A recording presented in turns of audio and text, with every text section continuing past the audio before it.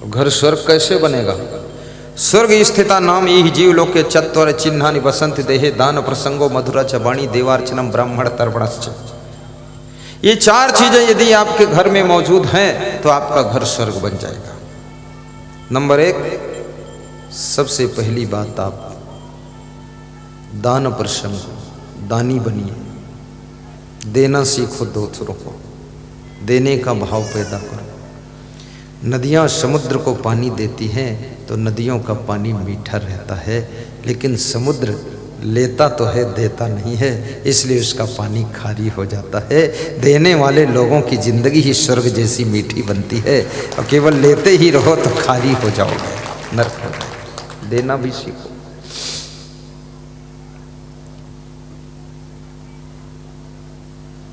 और दान भी करना है तो क्या दान करना है?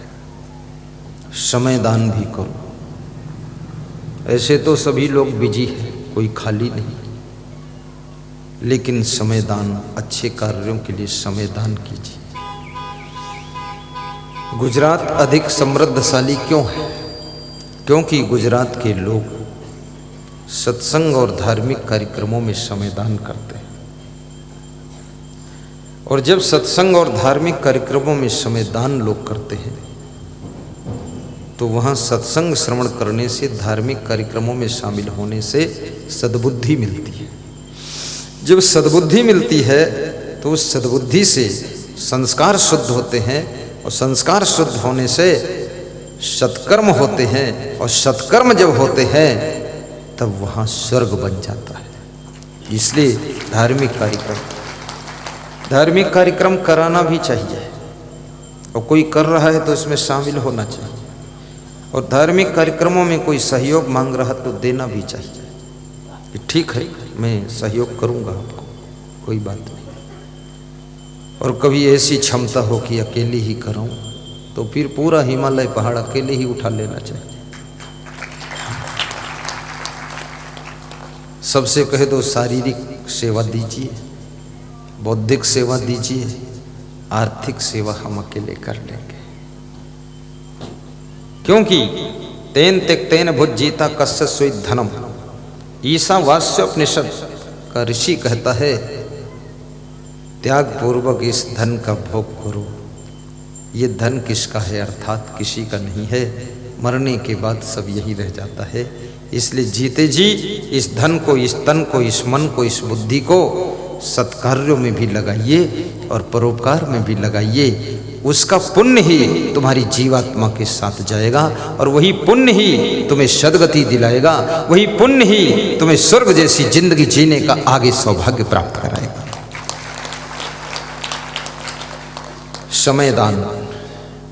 दूसरा है महत्वपूर्ण दान, अन्नदान है। अन्नदान भी करो। भूखे को भोजन, प्यासे को नीर, ऐसा कहते संत कबीर।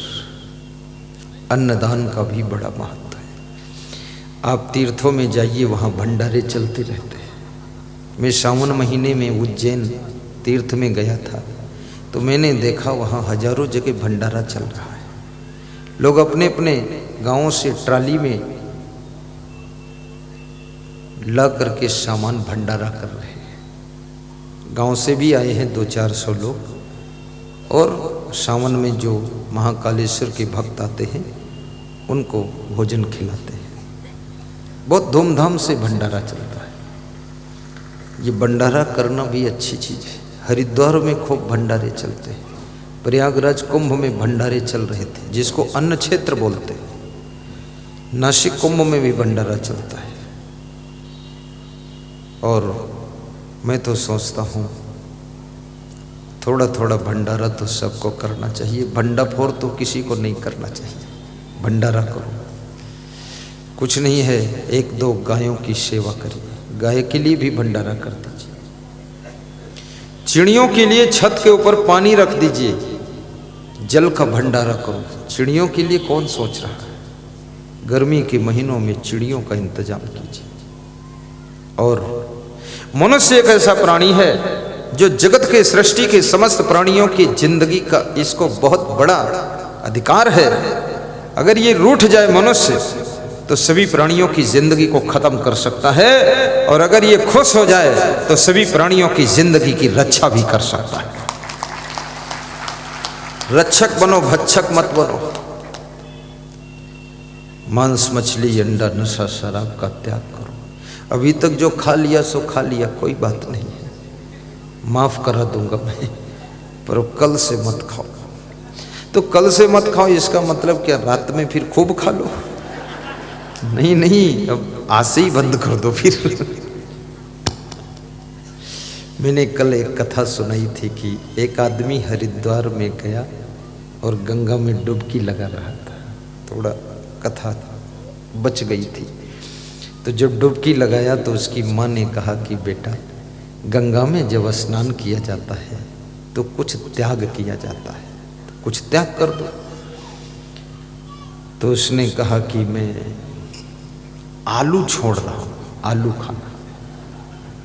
माँ ने कहा आलू तो कोई बात नहीं है, लेकिन मांस मछली अंडा ये सब छोड़ो, गंगा में खड़े हो, गंगा माँ की कसम खाओ, इसको छोड़ो।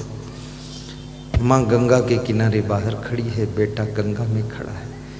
तो बेटा ने गंगा में अंजलि में जल भरा और कहा कि हे गंगा मैया, मैं आपके चरणों में मांस मछली अंडा शराब सब छोड़ रहा हूँ। जय हो गंगा मैया की, जय हो मेरी जन्म देने वाली मैया की। छोड़ रहा हूँ। छोड़कर चला। माँ बड़ी खुश हुई कि आज कम से कम सफलता मिली, ये सब राक्षसी भोजन छोड़ दिया। माँ बहुत खुश है। 10 दिन हरिद्वार में रहा, घर लौट कर आया। 11वें दिन ही उसने अंडा ला करके पकाना शुरू किया। तो माँ ने कहा ये तुम क्या कर रहे हो बेटा, तुम तो गंगा जी में छोड़ कर आए। बोले माँ मैंने गंगा जी में छोड़ा था, घर में नहीं छोड़ा।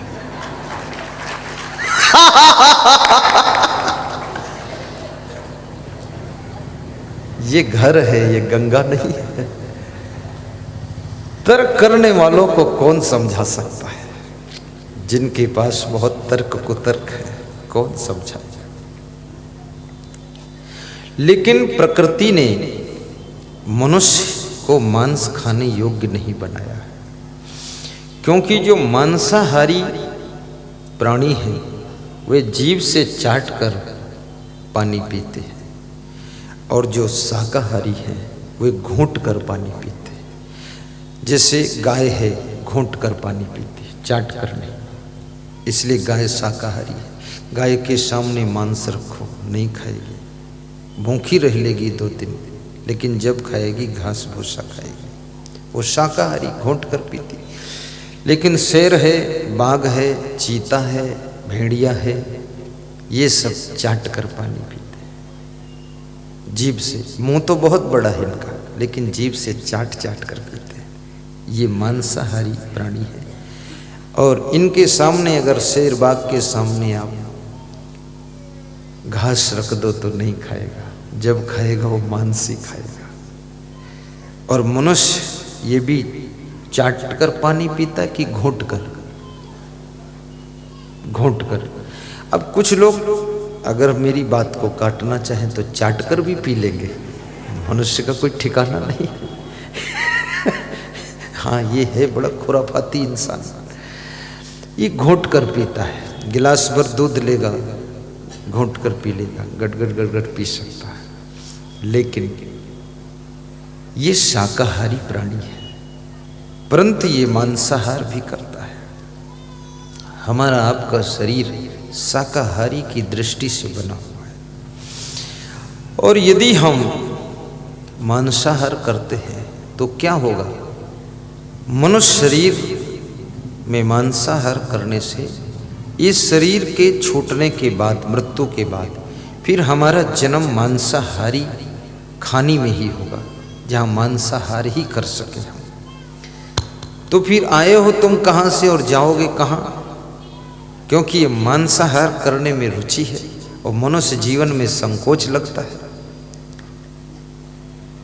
मांस लेने जाओ तो थोड़ा संकोच करके ही जाते हो, और फिर लाते हो थोड़ा छिपा के लाते हो, और खाते हो तो भी उस दिन फिर मंदिर नहीं जाते हो, सोचते हो बस आज ठीक नहीं। और फिर मनुष्य का क्या भरोसा है, बड़ा विचित्र प्राणी है।